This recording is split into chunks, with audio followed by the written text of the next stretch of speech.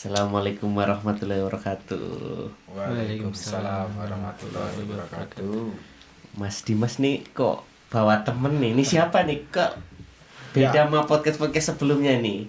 nah, kebetulan ini kita tambah personil baru, Tambah personil. keluarga baru di Nago Wah. ya. Jadi nanti Tambah rame nih ya. dia biar berkenalan sendiri.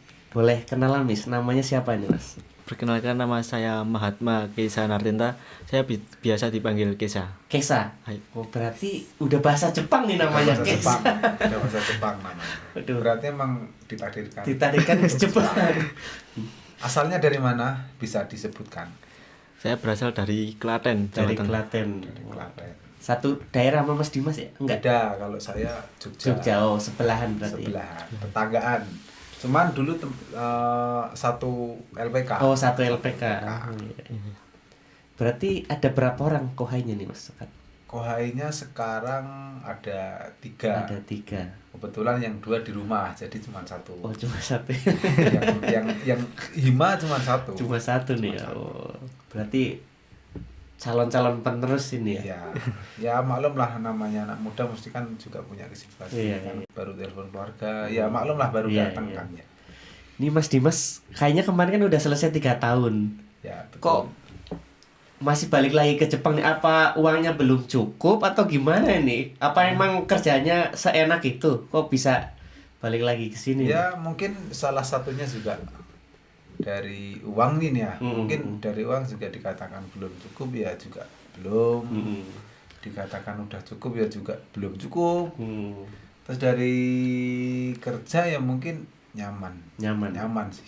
Emang kerjanya nggak berat kan, biasanya kalau di konstruksi tuh banyak yang udah 3 tahun aja cukup gitu, Ya. pindah bidang lain gitu.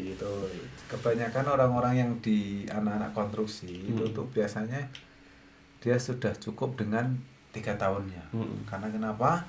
Karena di konstruksi itu kan berat nih. Mm-mm.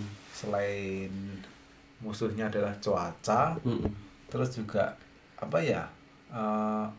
Orang-orang konstruksi itu tuh terkenal dengan pekerja yang kasar. Mm-mm. Jadi kan kadang nih mental orang itu kan beda-beda nih. Iya, iya. Ada yang ketika kena gertakan dia terus down, Iya, terus hari-hari berikutnya kena mentalitinya rusak ataupun maksudnya kayak bener-bener down sehingga membuat membuat menjadi pesimis gitu loh. Mm-mm. Juga ada juga orang yang ketika digertak atau diapapun itu dia dibikin acuh tak acuh gitu. Maksudnya Cuek aja. masuk kuping kanan, keluar kuping kiri, itu kan juga ada nih. Nah, kalau saya pribadi terserah lah mereka mau ngomong apa. Yang penting saya kerjaan selesai udah. Tanggung jawabnya udah gitu. Oh, iya, iya. Nih Masnya kan baru dateng nih. Ya. Kira-kira berat nggak nih Mas kerja di konstruksi? Ya, kalau baru-baru ini ya ngerasain dikit berat lah. Berat ya Karena karena baru penyesuaian. Iya, penyesuaian. Sebelumnya di Indonesia pernah kerja di konstruksi belum? Belum, Mas. Cuman di pabrik doang. Berarti ini pengalaman pertama ya? Pertama kan. Soalnya kemarin di TikTok banyak tuh apa yang komen-komen, ini anak saya banyak nih di job konstruksi, kira-kira gimana jobnya gitu, berat nggak gitu. Tapi shock nggak Mas, kok kerjaan konstruksi kok begini di Jepang gitu? Pertama kali shock. Shock. Iya. Kira-kira lanjut nggak nih sampai 3 tahun? Insya Allah lanjut. Insya Allah lanjut. Kemungkinan ada sih Mas ya. Kini kan kontrak 3 tahun nih. Si Kohainya. Wahaiku ini kan kontraknya 3 tahun nih. Nah, itu nanti paling tahun pertama setahun setengah lah, dapat setahun setengah itu nanti pasti dia bakal ngerasain di mana, oh kok ini kerja berat sekali sih. Kok ini kerja apa sih, kok kerjanya kayak orang-orang toksik gini sih. Maksudnya setiap hari kena suara Mental, bla bla bla gitu. dan lain-lain. Itu nanti pasti dia bakalan mikir, oh ini kok kerjanya kok lama banget sih, rasanya kok begitu berat itu loh. Jadi kayak cepet pengen ini ayolah selesai cepet buru selesai, pengen pulang gitu. Lah tapi nanti begitu menginjak tahun ketiga dia nanti pasti bakalan mikir, apa aku nggak usah pulang aja ya. Pasti itu Berarti dulu Mas Dimas sempat ngalamin posisi itu. di seperti itu ya? Sama Iya. sempet ngalamin itu. Soalnya di Indonesia juga kalau belum ada usaha atau punya perusahaan penerima baru kayaknya bingung juga ya di Indonesia. Betul. Di Indonesia kan sekarang apalagi ya era Indonesia kan seperti ini juga. Maksudnya kita mau cari kerjaan juga susah. Kadang kita kerja di Indonesia pun paling gaji cuma UMR sih Mas. UMR Indonesia berapa sih paling tinggi? 6 juta juga kan kalau itu hidup di Jakarta. Iya, kalau di kampung lebih Kalau murah di lagi. kota. Ibu kota pun juga nanti biaya hidupnya juga pasti Mahal, mahal. ya. Pasti mahal. Begitu pula juga yang di ibaratnya pedalaman atau pedesaan itu paling UMR-nya juga 3 atau 2 mungkin ya. Tapi kan biaya hidupnya juga sama pasti mengikuti. Iya, lebih mahal ya. Terus di sisi lain juga karena kita udah 3 tahun di sini nih, selesai 3 tahun pulang, nanti begitu pulang pun kita pasti juga kaget. Oh kok Indonesia itu seperti ini ya? Oh kok Indonesia itu banyak perbedaan nih seperti ini ya? Lebih baik balik lagi. Kalau saya pribadi, tapi kan namanya pribadi orang kan Beda-beda ya. beda-beda. Ini Masnya selama kerja di konstruksi kemarin-kemarin udah pernah dimarahin belum Mas? Kalau selama ini udah. Udah. Itu biasanya karena orang Jepangnya minta tolong ini Masnya salah ngambil atau gimana biasanya Mas? Iya Mas Di gitu. awal? Karena bahasanya belum Iya, menguasai. menguasai. Ini Masnya udah belajar berapa lama nih untuk bahasa Jepangnya Mas? Bahasa Jepangnya saya 7 bulan. 7 bulan. Itu udah di level N berapa Mas 7 bulan? Belum Mas. Belum. Belum. N5 Ya mungkin lah. atau N4? N6. Oh, 6 Kinsu. Ya sih, kebetulan kan ini kan baru seminggu nih ikut terjun ke lapangan. Karena kan mereka datang udah dari bulan 10 ya. Bulan 10. Bulan 10 udah datang, cuman kan kalau namanya baru datang kan otomatis dia harus masuk dulu namanya pelatihan Iya. di Nihongo Senta kan. 1 bulan, terus setelah 1 bulan dia kerja ikut 1 minggu. Nah, ketika 1 minggu itu kan biasanya itu yang mereka alami itu apa? Miskomunikasi. Yang pertama itu pasti ketika orang Jepang dia bilang ini, dia ngambilnya ini. Orang Jepang keinginannya seperti ini, dia ngambilnya ini, itu pasti. Mas Dimas dulu pernah kayak gitu juga? Pernah, saya juga ngalamin juga. Itu Masa-masa sampai Jisuse. berapa lama itu dari Mas Dimas awal datang ke Senta terus ke perusahaan? Sebenarnya itu kalau hal seperti itu tuh anu sih, tinggal kitanya sendiri. Kalau semisal kita itu rasa ingin tahu kita itu, maksudnya rasa ingin tahu kita itu bener-bener menggebu-gebu, itu nanti paling 2 bulan 3 bulan kita udah nareta. Ini untuk Masnya nih, kira-kira bahasa yang dipelajari di LPK sama aktual di lapangan sama nggak Mas? Dikit beda Mas. Oh beda. Kan kalau di LPK kayaknya pakai kayak tabemas, Iya, iya. nomimas gitu. Di sini enggak ya? Betul. Ya, emang bahasa sih. Bahasa nih antara yang diajarkan di LPK lembaga-lembaga, terus nanti ketika terjun langsung, apalagi di konstruksi nih, di namanya Gemba lah. Pekerja Gemba itu kan terkenal dengan ora-ora-kenya ini, bahasa-bahasa preman nih. Iya. Otomatisnya akan semua kan berubah nih. Ketika kita di lembaga, biasanya kita diajarkan tabemas. Hai ikimas. Nah, sekarang di sini kan beda. Hai, omae, gue. Tatabane. Terus biasanya nanti juga ikuzo. Jadi yang semulanya ikimas, hai ikimas, sekarang jadi hai ikuzo. Jadi mungkin agak berpikir lagi 2 kali, oh ini untuk mencerna, oh ini bahasanya apa toh? Apa toh biasanya seperti itu. Ya toh, Mas. Iya Mas. Ini kalau boleh tahu nih Mas Dimas, kan udah 3 tahun terus nambah lagi nih. Yang paling kira-kira berkesan kerja di konstruksi apa Mas? Kalau saya pribadi itu sebenarnya walaupun konstruksi tapi enak. Karena perusahaan saya itu kan liburnya kan mengikuti libur nasional nih. Sabtu Minggu libur. Oh, Sabtu Minggu libur ya? Sabtu Minggu libur, jadi dari segi tenaga, segi kesehatan mental itu terjaga banget. Rata-rata kan di tempat lain tuh banyak kan Sabtu masuk ya? Banyak kan Sabtu masuk. Tempat-tempat lain yang genba, anak-anak genba konstruksi itu tuh Sabtu masuk. Karena kenapa? Karena perusahaan mereka itu punya kalender sendiri. Tapi kalau tempatku itu alhamdulillahnya ikut pemerintah nasional. Berarti kalau tanggal merah juga libur. Tanggal merah juga libur. PNS berarti ini. PNS. Pegawai negeri sakarpe. Itu. Dan kadang kan nih cuaca di Jepang kan ada 4 musim nih. Kadang kan juga ada pas lagi hujan ataupun kayak ya apa ya, berita akan ada typhoon gitu, nanti biasanya libur. Itu nggak ganti hari nggak ya? Nggak, nanti libur paling nanti semisal nih kerjaan hari ini nggak apa mengerjakan gedung A, kebetulan ada hujan nih, nanti libur paling nanti si gedung A ini tuh dikerjain di bulan depan, nyari hari di bulan depan, hari berikutnya berarti ya. Tuh. Nih masnya nih mau nanya nih, kira-kira cara ngajarnya senpai-senpai orang Jepang menurut masnya gimana? Dia baik atau nggak sesuai, harusnya begini-begini, kira-kira gimana mas pandangan masnya nih, cara ngajarin kerja orang Jepang? Kalau dari pandangan saya sih sebenarnya baik. Tapi kalau misal orang Jepangnya nyuruh-nyuruh nih mas, nyuruh ngambilin barang apa gitu ya, misal kita belum belajar tentang apa ya namanya, nama barang nah, atau nama-nama barangnya, kosakatanya itu kalau kita belum belajar, belum tahu, nanti kita kena omel.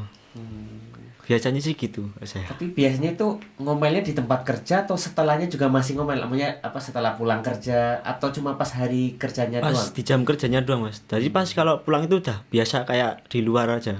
Bercanda gitu? Ya bercanda biasa. Berarti, Jadi kayak orang Jepang tuh cara kerjanya profesional. Waktu kerja ya kerja, nggak bercanda. Kalau udah selesai udah nggak marah ya udah enggak udah gitu ya. enggak, iya. Budaya Jepang itu. Budaya Jepang ya. Tate mainnya mungkin ya. Di Indonesia nggak kayak gitu ya? Nggak kayak gitu. Kalau Indonesia sih misal kita ada masalah di kerjaan pasti bawa di luarnya juga ya. Di luarnya juga. Ada juga katanya yang disiram air keras gitu Iya. di Indonesia. Faktor SDM itu mas.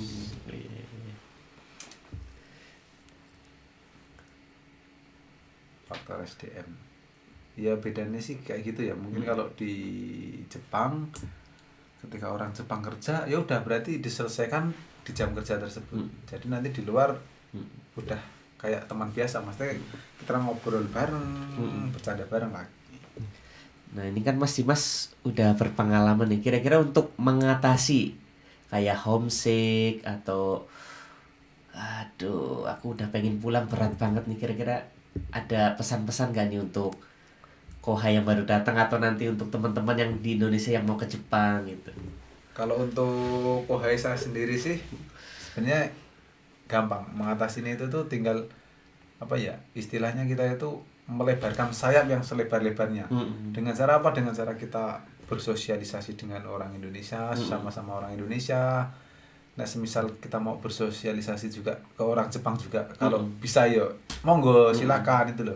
Yang penting itu perbanyak apa ya, tali silaturahmi lah.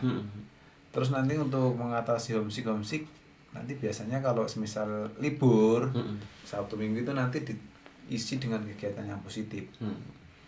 Atau biasanya ngapain nih Mas Dimas? Kebetulan kan di daerah Nagoya ini kan juga banyak nih keluarga-keluarga muslim. Nah itu nanti kan bisa nih kita ikut kajian, ikut juga ada kayak apa ya namanya, istilah rihlah kayak gitu kan banyak kan nih. Terus nanti yang di bidang olahraga, kalau yang suka olahraga juga ada. Jadi bermacam-macam sebenarnya untuk mengisi apa ya, mengisi rasa homesick, terus kepikiran yang tentang pekerjaan itu tuh seperti itu. Terus di sisi lain mungkin kita harus flashback kembali, ngingat bahwa kita itu tujuan kita ke Jepang itu kan demi keluarga. Jadi harus benar-benar diingat, oh aku nggak boleh menyerah di tengah jalan. Aku harus selesaikan sampai benar-benar selesai. Apa yang udah saya mulai harus saya selesaikan gitu. Jadi jangan tanggung. Misal nih kadang kan kita dari apa ya, dari Indonesia kan kita udah niat nih, wah aku pengen ke Jepang, tapi kan nanti kan namanya hidup kan nggak semuanya mulus sesuai rencana kita kan. Pasti nanti akan ada apa ya namanya ujian-ujian di tengah jalan. Nah ketika ada ujian di tengah jalan yang apa ya membuat pikiran kita terus kok ini berat sekali sih. Itu tuh sebenarnya solusinya adalah apa? Kita flashback kembali ke niat awal kita ke Jepang itu apa. Itu kan nanti kita bisa mikir, oh iya dulu saya tuh mau berangkat ke sini tuh susah, penuh dengan air mata, penuh dengan doa bapak ibu yang di rumah. Nah itu nanti kita berpikir ke situ, otomatis nanti dengan spontan otak juga akan memikirkan, oh iya kita nggak boleh gagal di sini, kita harus benar-benar bisa sampai apa yang kita impikan gitu loh. Jadi sebenarnya kayak gitu kalau dari saya pribadi. Ini untuk Masnya nih, kan sebelum ke Jepang kayaknya udah banyak ngeliat kayak di media sosial nih gambaran Jepang. Kira-kira sama nggak sesuai yang Masnya udah nonton dari media sosial nih tentang Jepang?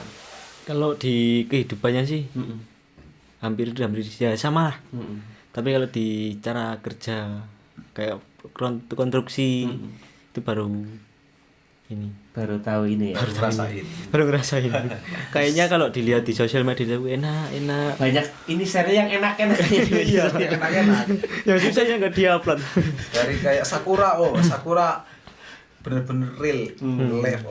Ternyata hasilnya seperti ini, Momomechi seperti ini gitu. Jadi yang diperlihatkan enaknya dulu. Enaknya ya. Kan akhir-akhir ini juga banyak ini nih di Jepang, tindak kriminal untuk WNI itu makin meningkat nih. Mungkin Masnya udah pernah ngeliat juga ya di media sosial. Kira-kira kalau pandangan Masnya gimana nih tentang akhir-akhir ini nih orang Indonesia yang berbuat kriminal? Kira-kira biar nggak menjerumus ke kriminal, ada pandangan nggak nih dari Masnya? Kan banyak tuh ada perampokan, terus mencuri dan lain-lain. Kalau saya sih menurut pandangan saya ya, itu sebenarnya yang harus lebih selektif lagi itu adalah apa? Lembaga pengirim. Jadi benar-benar menyeleksi orang tuh yang apa ya, yang bisa menjaga attitude dan nama baik bangsa gitu loh. Soalnya kan gini banyak nih kasus-kasus yang baru 3 hari, baru 1 bulan di Indonesia. Maksudnya dari Indonesia ke sini, sampai sini dia bobol toko, buat kriminal, nusuk orang. Itu kan berarti kan emang dari SDM-nya itu loh. Dari attitude-nya, dari karakternya. Nah, harusnya itu yang bertanggung jawab itu tuh sebenarnya ya kayak lembaga penyelenggaranya itu benar-benar harus menyaring ya, harus benar-benar memilih dan memilah. Oh ini tuh bakalan bibit-bibit seperti itu kan harusnya udah kelihatan di Indonesia.